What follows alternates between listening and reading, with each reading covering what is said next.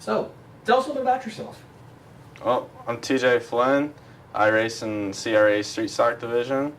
I've been racing since I was 11 years old, so about 10 years now. As well, I just started out in go-karting and took some time off to work on a muscle car with my dad. And then about 2010, we decided that we want to go racing again and bought a street stock. This past season has been quite an improvement. There's a lot to learn from go-karts to a full-size stock car. Well, you led right into what I was going to ask you. What has the learning curve been like? Have you had fun? What have you learned? Well, when there's a lot to learn, it can be tough. It's definitely been an uphill battle, but with this year, especially with the Race 101 program, I've definitely learned more about the car, learned more how the car works. So it's given me a different aspect, different viewpoint to set the car up. And the setup in the go-karts is very basic, whereas in the full-size stock car, you got a lot more systems, you have a lot more action going on. Well, I can imagine, yeah, springs and shocks versus Exactly. a couple of tires. Right. So, what kind of goals did you have then when you began this year in that car, and did you achieve them? Well, my goals for this season, I just wanted to just keep improving. When you stop improving, then you kind of have some problems. You have to step back and really see what's going on.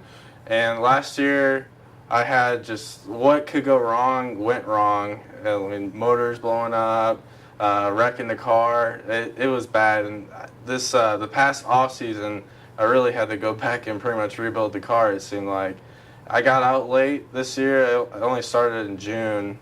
It's not when I wanted to start, but once we got out, we were making strides. I was able to get the car to feel better to me. We were able to get faster, and we're actually able to make complete races and finish better. And I also picked up a heat win, so it's definitely nice when you can finally grab the checkered flag in just any way you can get it. Absolutely. So, confidence and success is a good thing. So, yeah. Small little steps. So, taking what you've learned this year, then what kind of goals and aspirations do you have for next season? Well, next season, first off, I want to get out early. I want to be able to make the first race. The car's all one piece right now. Just go over to winter, rebuild the engine. We have some adjustments we want to make the car to just kind of fine tune it. But as goals for next season, I just want to be up there in the lead pack. Really, I was this season. I was just hovering around that lead pack, but I want to get the breakthrough, get up to the lead pack, and finally start racking up some top fives. And really, I would really like to see myself get a feature win next year. I would really like that. That would cap next season off. That'd be a good thing. We'd like to see it as well. So certainly pretty good goals, and I think pretty realistic goals for that for the most part. Now, you guys, I have to ask you because it's one of my favorite racetracks. You have a chance to run at Winchester. This season with those street stocks. What's that place like? It's very intimidating, I think, is the best way to put it.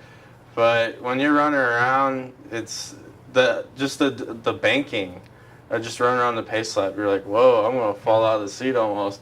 But once you get rolling around there, you got to get up on the wheel and get after it. But it's really intimidating. It's a weird feeling. The car just feels loose, but that's really how you run that track. It's hard to believe you run a place like that and you want to feel the car loose. That would be intimidating and scary. It's a feeling I haven't gotten used to yet, and unfortunately, I haven't actually been able to race there. That's a track where I just have problems happening, and this season I've been battling brake problems, and that's where it really exploited that problem. I just had literally no brakes there, so we felt like it was best to just load the car up and take it home before anything bad happened. So. Discretion being the better part of valor there for sure. Well, sounds like you had a good season, some fun times, and you learned a lot. Thanks for joining us, TJ. All right, thank you, Tony.